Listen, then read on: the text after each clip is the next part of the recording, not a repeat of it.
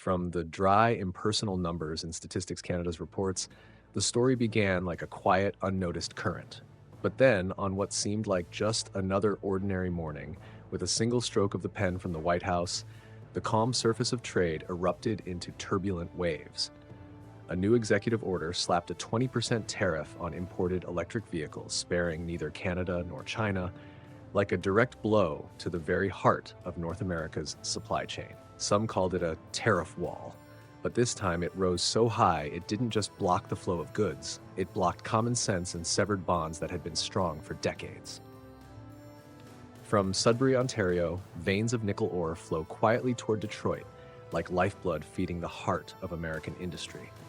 Each year they carry $3.9 billion in value, not mere figures on paper, but batteries, motors, and electric cars speeding down the highway. And yet, all of it suddenly became taxable, treated as though it came from some distant, unfamiliar nation. This squeeze is nothing short of choking the bloodstream of a giant body, forcing people to ask, what happens when the lifeline is cut off, and who will truly pay the price for this decision? It feels like standing beside a massive dam, watching the steel gates slam shut without warning. The current stops, the water rises, and pressure begins to build. The factories in Michigan may still keep their lights on, but deep inside, assembly lines will have to run on costlier, scarcer materials. Consumers will see it on price tags. Automakers will see it in their profit reports. And while Washington builds walls, Ottawa will have to chart a new path to avoid being trapped in the very snare that's just been set. But to understand why this blow has sent such shockwaves, we need to go back to its roots, to the mines of Sudbury that have sustained an economic bond for over a century, and to the time when Detroit saw Canada as an indispensable neighbor. For it's at that crossroads, between the dust of the mines and the glow of the assembly floor, that the artery of America's electric vehicle battery industry was formed. A story not just about trade, but about the survival of an entire industry. Sudbury, a small city nestled among Ontario's lakes and dense forests, has long been considered the mineral heart of Canada. The land here is so rich in nickel and copper that from the hillsides you can look down and see mountains carved deep like enormous scars etched by time. Each morning, as the first light of day hits the mining rigs, the whole town seems to awaken to the rumble of ore crushers, the blare of shift change sirens, and the faint, metallic tang drifting through every corner. This is where every journey begins, where tons of ore are loaded onto rail cars and carried hundreds of kilometers south to Detroit, the capital of America's auto industry. For decades, that transport route has been the artery linking two economies. From Sudbury, pure nickel ore is refined and sent straight to Michigan factories to produce cathodes, the soul of lithium-ion batteries. In the NMC 811 battery generation, nickel makes up as much as 80% of each cell's weight, around 38 kilograms, in the battery pack of a large electric vehicle. At an average price of $20,400 per ton, the nickel alone in each battery costs about $775, a significant chunk of production costs. People often say that without nickel, there are no batteries, and without batteries, an electric car is nothing more than a useless hunk of steel. That has never been clearer than now.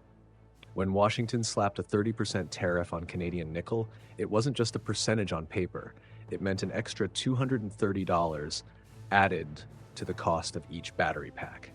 It may not sound like much, but for companies like GM, that increase could push profit margins down from 10.1% to 8.3%.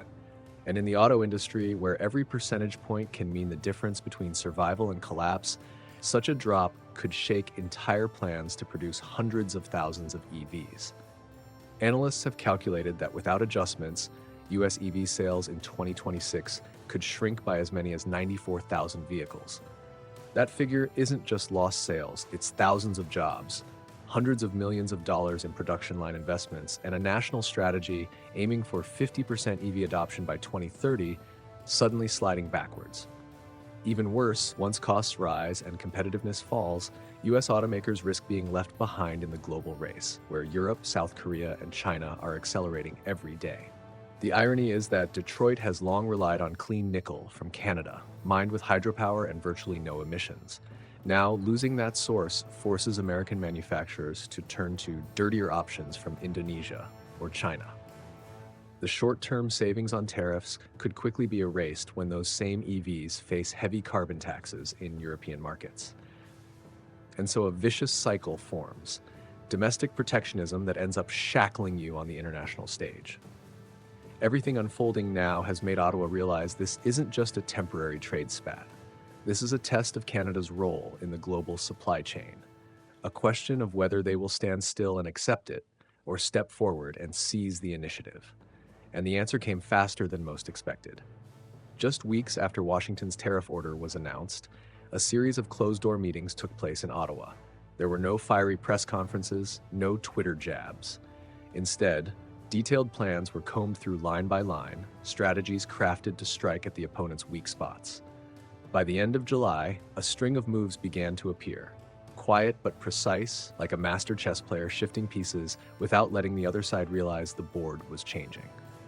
And that was when Canada's four-step counterattack officially began. Ottawa's response wasn't a loud punch to the opponent's face. It was more like a cold, deliberate hand placed precisely where it would be felt, heavy with weight, yet without a single raised voice. Those familiar with Canadian politics knew that when Ottawa chose silence, it wasn't weakness. It was a sign that the calculations had already been drawn up and filed away, ready to be pulled out at the right moment. By late July, those drawers began to open. The first move was a 15% export tax on raw nickel. A seemingly simple step, but it struck directly at American cathode manufacturers who depended on Sudbury's feedstock. They could turn to other sources, but doing so meant paying in quality and brand reputation, something no major EV maker wants to gamble with. Next, Ottawa unveiled a carbon traceability system for every cathode shipment. This was the move that ensured the U.S. couldn't slip Canadian nickel through intermediaries without oversight. Each shipment would carry a carbon passport certifying emissions from the entire mining and refining process. Thanks to Ontario's hydropower advantage, Canada could prove its products were cleaner than any rivals, while Indonesian or Chinese supplies stood out as carbon-heavy by comparison. The third blow was a $257 million fund to develop LFP batteries, nickel-free by design. At first glance, it seemed paradoxical. Why invest in technology that could reduce nickel demand?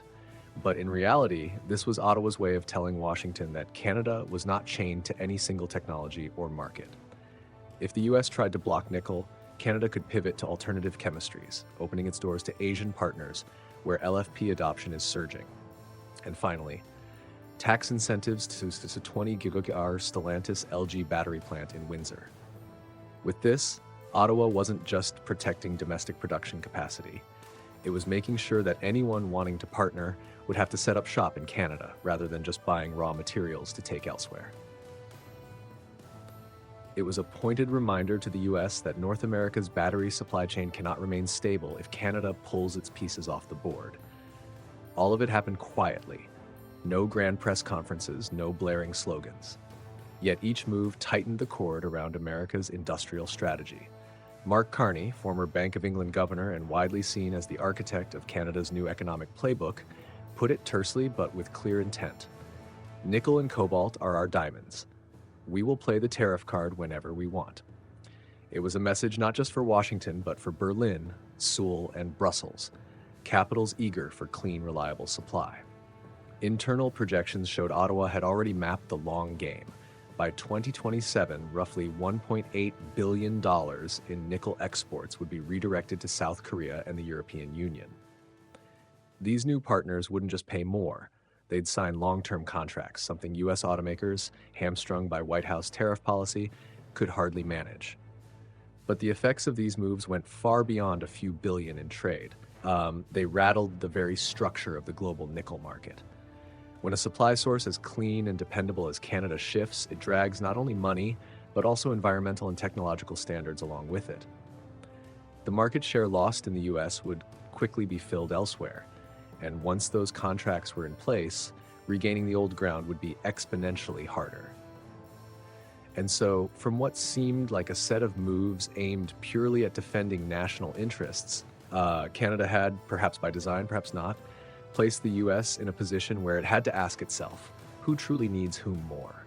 It was here that the story began to take a different turn, where the map of global trade was redrawn line by line, and allies once thought inseparable began finding new harbors. In just the first half of 2025, statistics show that Canada's nickel sulfate exports rose by 23%, but that extra volume no longer flowed to the US as it once did. Instead, South Korea increased its imports by 18%, while Germany, hungry for clean supply to meet Europe's battery standards, ramped up purchases to record highs. Ships that once regularly docked at American ports now veered across the Pacific or the Atlantic, bound for markets that valued not only commercial worth, but also environmental integrity. This was no coincidence. Ottawa understood that in the era of a low-carbon economy, a ton of nickel is priced not just in US dollars, but in the CO2 it carries. Ontario nickel emits only about 4.22 tons of CO2 per ton of product, virtually pristine compared to Indonesia's 36 tons or China's 18. That number becomes a golden passport when, starting in 2026, the European Union imposes a carbon border tax of €115 for every ton of CO2. An EV built with dirty nickel will face thousands of euros in extra taxes upon entering Europe, a direct blow to the competitiveness of American electric cars if they lose access to Canadian supply. Trade experts have dubbed this the green boomerang, when domestic protectionist policy swings back to strike at a country's own export potential. Washington erected a tariff wall to shield domestic manufacturing, but that wall also blocked the road to international markets, as dirtier products would fail Europe's new environmental barriers. Meanwhile, Canada, by building trade bridges to the EU, South Korea, and select ASEAN nations, has positioned itself an indispensable link in the global clean supply chain. The contrast is stark. Ottawa has proactively signed bilateral trade agreements with long-term clauses, prioritizing joint research and clean battery technology transfers. European governments now see Canada as a strategic partner, not just a source of raw materials, but a collaborator in on-site battery projects. South Korea has pledged investments for deeper mining in Sudbury, securing supply for at least 15 years. In Washington, meanwhile, automakers are facing rising costs, tightening raw material supplies, and mounting pressure from major export markets. The hard truth is that once a trade flow is reshaped, it rarely snaps back into its old course. When long-term contracts are inked and new investment projects are underway, reclaiming the top importer position would mean the US paying more, not only in money, but in policy concessions. Meanwhile, competitors in Europe and Asia will enjoy a double advantage: direct access to clean materials and a front-row seat as America narrows its own access to the global market. That's why many experts argue the nickel battle is not just a fleeting trade dispute, it's a strategic turning point. It poses a sharp question: can the US adapt its policies quickly enough to protect its supply chain, or will it allow rivals to fill the gap? And here, all eyes turn to Washington, where the next choices will decide not only the fate of the electric vehicle industry, but also America's trade standing for the decade ahead. In Washington, debates are heating up behind the closed doors of the White House and Congress. From economic advisors to lobby groups, everyone knows the road ahead offers few turns, and every step will come at a price. On the table lie three options, each one a double-edged sword. The first option is to grant a special exemption for Canadian nickel while keeping high tariffs on other countries. This is the favorite choice of the EV industry, as it preserves access to clean supply without softening America's hardline on China and Indonesia. But the problem is that exempting Canada would set a precedent for other allies to demand the same. And once that happens, the tariff wall could start showing cracks that are hard to control. The second option is to maintain current tariffs without concession. This would keep the no retreat image the administration wants to project to domestic voters. But it would also mean Canada fully executing its prepared countermeasures, forcing the US to get used to a future without clean Canadian nickel, and pushing automakers to rely on high-emission sources, weakening their position in exporting to demanding markets. The third option, which some advisors see as the honorable exit, is to cut tariffs to around 20 to 25% and pair it with a new critical minerals cooperation package. This approach would ease tensions with Ottawa while buying Washington time, hoping the EU delays its carbon border tax long enough to give a few extra years before environmental barriers tighten for real. But it requires political finesse, finding a way to step down with Canada without appearing soft to other rivals. Economists estimate the highest probability, about 60%, lies with either the first or third option, the compromise routes. But there's still a 40% chance things will escalate, especially if domestic political pressures outweigh economic logic.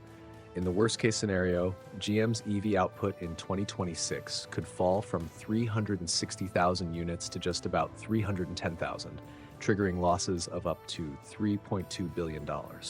And at the end of these closed-door meetings, one question still hangs in the air, unanswered. If this decision stands, who will actually bear the cost?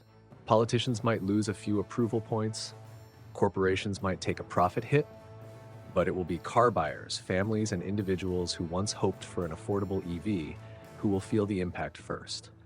Because when costs climb and production lines slow, those dream electric cars will slip further from reach, shifting from a mass-market product to a luxury item only a select few can afford. And this is the quiet but enduring dark side of the nickel war, one that, soon enough, every American consumer will feel more than ever. The F-150 Lightning, once hailed as the symbol of America's mass-market electric future, is now projected to cost as much as $72,500 by 2026. That's enough to turn a vehicle once aimed at the middle class into a luxury purchase. As prices climb, EVs lose their shine for most consumers. People start comparing and realize that for the same money, they could buy a powerful, spacious gasoline truck and still have plenty left over for fuel for years. The economic edge of EVs, their biggest selling point, vanishes overnight.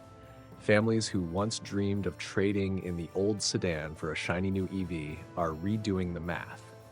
Fuel savings no longer make up for ballooning monthly payments. Federal rebates and incentives can't bridge a gap of tens of thousands of dollars. On online forums, conversations have shifted from excitement to quiet resignation.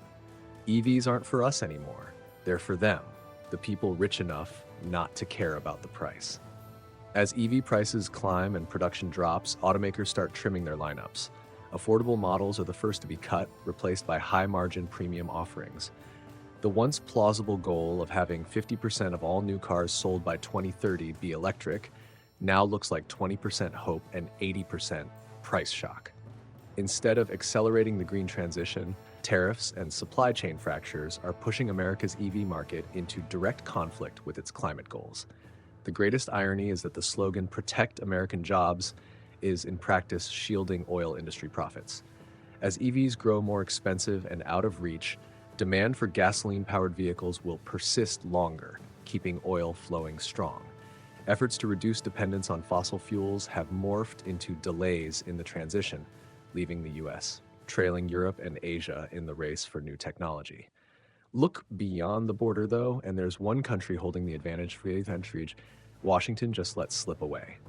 Canada, by redirecting trade flows and locking in strategic partnerships, is turning nickel into a power piece on the board. And at the center of that board, Sudbury is more than just a mine. It is the critical pivot point that will decide who controls North America's clean battery supply chain for years to come. Sudbury, a place once known as a modest mining town in the heart of Ontario, has now become the focal point of a finely played geopolitical chess match. From mines plunging hundreds of meters underground, tons of pure nickel are brought to the surface, not just to sustain thousands of workers, but to feed the world's clean battery supply chain. The difference now is that each ton of nickel is no longer just a unit of commodity. It is a game piece capable of tipping the balance of power in the global electric vehicle industry. Canada understands this position better than anyone. They aren't chasing after the US for tariff relief, nor accepting a subordinate role. Instead, Ottawa is widening the board, signing long-term agreements with the EU, South Korea, and other economies hungry for clean supply. They have turned Sudbury into an irreplaceable hub, a place any serious EV contender must come to. While Washington builds walls to close off old routes, Ottawa is building bridges to open new ones. That strategic silence is slowly making the US realize it is being pushed into a reactive stance. Without Canada, North America's clean battery supply chain will be missing a crucial link, forcing American automakers to rely on high-emission sources from the very competitors they wish to avoid. And once contracts with Europe or South Korea are inked, getting back to the negotiating table will be far harder than before. In this game, Canada holds the strongest card, not because it has the most pieces, but because it controls the key piece. And when a smaller nation knows how to leverage its position to dictate the tempo, even great powers must adapt their strategy or risk being edged off the board. Sudbury, once just a point on the map, has become the place that could determine the course of an entire industry. It all began with a single signature in Washington, a tariff order meant to protect domestic industry, but one that inadvertently set off a chain reaction shaking the very foundations of America's electric vehicle supply chain. In just a few months, the US didn't just lose its source of clean nickel, it handed Canada a golden opportunity to expand its influence, forge new trade alliances, and strengthen its position in the global green technology race. Canada was anything but passive. It didn't wait for concessions. It pivoted, sought out new partners, diversified markets, and turned a potential weakness into a strategic advantage. Meanwhile, the US found itself facing rising EV prices, falling production, and the risk of missing out on key strategic openings in the decade ahead. The nickel war, then, is not just the story of a single mineral. It's proof of a simple rule. In trade and politics, those who think long-term are the ones who win. The lesson here is clear. Power lies not only in size or resources, but in flexibility, foresight, and the readiness to change course when the winds shift. In a world reshaping its supply chains and environmental standards, shutting the door on allies is little different from tying your own hands, while competitors keep moving forward. And the final question, perhaps the most important, is this. If the US continues closing doors to partners who once stood at its side, how many times will they keep knocking? Or will the day come when those doors close for good? If you have a different perspective or want to add a dimension we haven't touched on, share it in the comments below. And don't forget to subscribe and hit the notification bell so you won't miss the in-depth analyses and timely geopolitical stories we'll bring you in our upcoming videos.